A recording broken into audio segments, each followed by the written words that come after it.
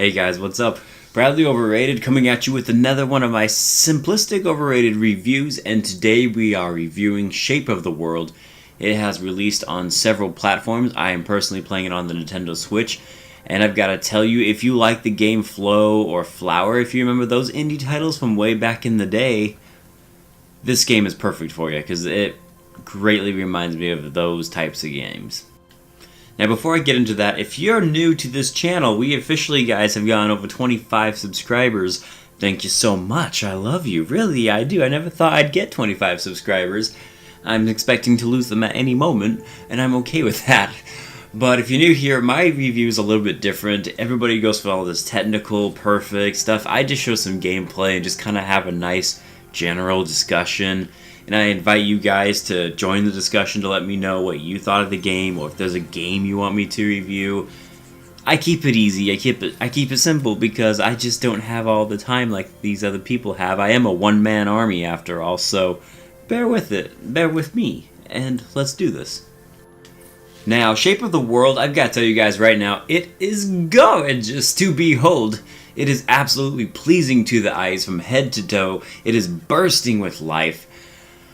Wow, I went into this thinking, at first, all you do is you move around and, the aesthetics are pleasing, but then I was thinking there's not going to be anything else. All I'm going to do is basically see trees and trees and trees and some cool landscapes.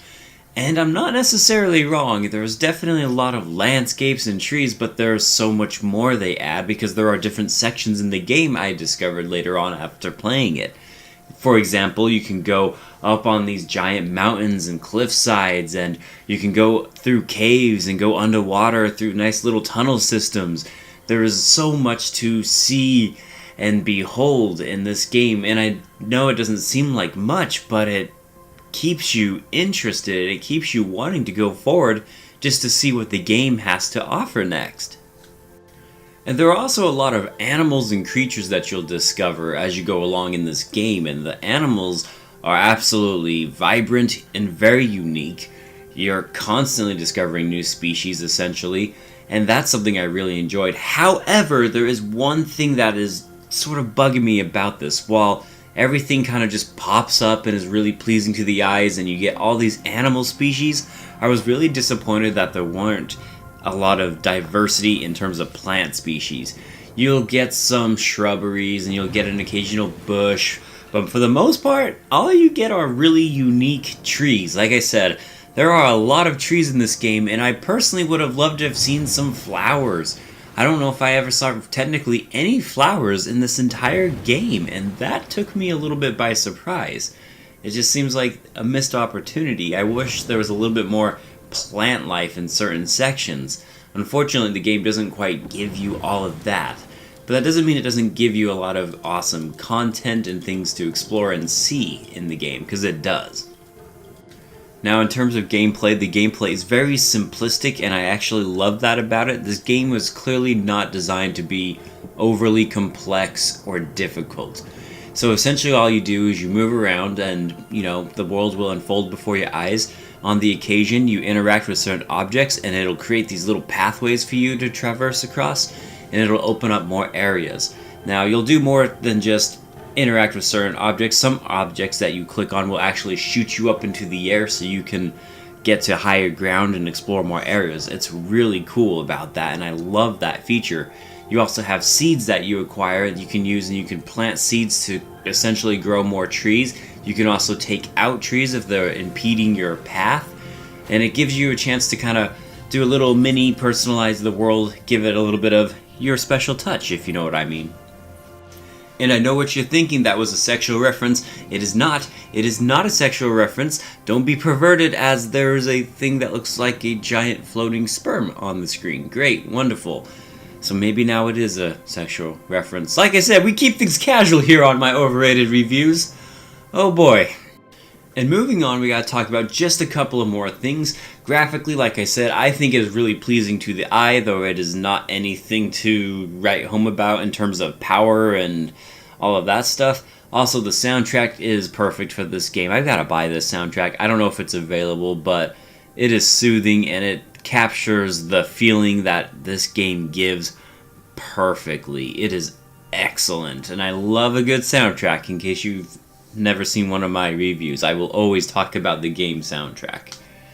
Also, I should mention that the game cost $15, and now this is a little bit difficult for me because while I personally think $15 was worth the price, the game only takes 2 to 3 hours to complete. It's not a very big game. It's a game that I'll definitely go back to, which is why I don't mind the fact that I spent $15, but I think for a lot of other people, I think 10 would have been the sweet spot price. 15, if I'm looking at it from a critical perspective, it's a little bit too high for most people, I think. But I do think you'll enjoy this game, especially if you like calm and pleasing, relaxing games where you don't have to stress out about anything. Like Flower, for instance. Alright guys, that wraps up my critical perspectives. Now let's give this puppy, and this puppy being Shape of the World, a score. For those of you that don't know, I do letter grades. And I give an A for the absolute best thing you'll ever play, and an F for a FU, total failure, middle finger, please don't play this game. And Shape of the World is a really good game when you consider everything it has to offer, which is basically just a nice, relaxing walk through the world. And I love the graphics, I love the art style, I love the music, I love the gameplay, although like I said, I would have loved some more plant species. And then also, $15 feels a little bit too high. If this game was priced at $10, I probably would have even given it a higher score, which is, you know, pretty good all things considered, because I am giving Shape of the World a B+. And I give it that score because when I finished the game, I felt complete. I felt like I had actually experienced a full journey. And that is something that a lot of games don't actually give me. As a matter of fact, this is one of my favorite games that I have played this year. It was really nice, and it is a great change of pace if you're looking for something different to experience than the hustle and bustle of the standard video game. And this will conclude my review, guys. As always, I am Bradley Overrated. Thank you for watching my Overrated review. Be sure to like, comment, subscribe, ring the bell, and do everything else that YouTube asks for, because YouTube sucks in that regard.